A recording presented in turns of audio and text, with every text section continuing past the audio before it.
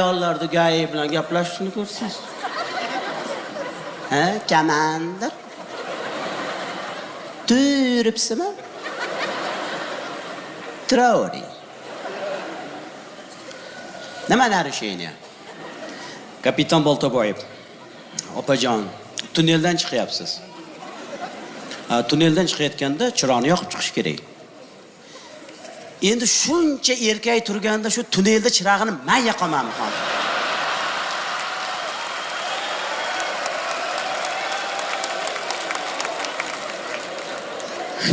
Kechirasiz opa, tushunmadingiz. Tunneldan chiqayotganda chiroqni yoqib chiqish kerak.